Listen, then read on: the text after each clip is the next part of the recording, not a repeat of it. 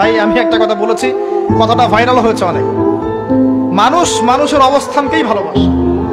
মানুষ কখনোই মানুষের অন্তঃসত্ত্বাকে ভালোবাসে না। অবস্থান আপনার ভালো, আপনার পিছনে মানুষের অভাব থাকবে না। আজকে আপনার ক্ষমতা আছে, পাওয়ার আছে, খ্যাতি আছে, ইত্যাদি আছে, মানুষ দেখবেন পিছনে ঘুরঘুর করছে এবং এরা কিন্তু সবাই সবার স্বার্থেই ঘুরঘুর করছে।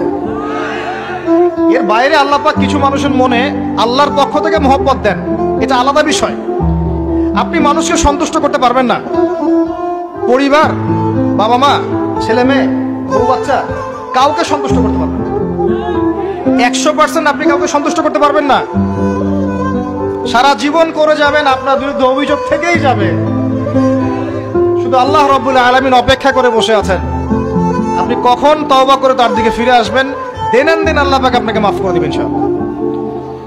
আল্লাহ পাক বলেছেন, শুনেন, ইল্লা মান তাবা, যে অনেক গুনাহ করেছে, শিরক করেছে, জিনা করেছে, মদ খেয়েছে, বিদআত করেছে, হারাম খেয়েছে, আল্লাহ পাকের অবাধ্য হয়েছে, নামাজ পড়ে নাই, যাকাত দেয় না, ইত্যাদি ইত্যাদি অনেক অন্যায় করেছে।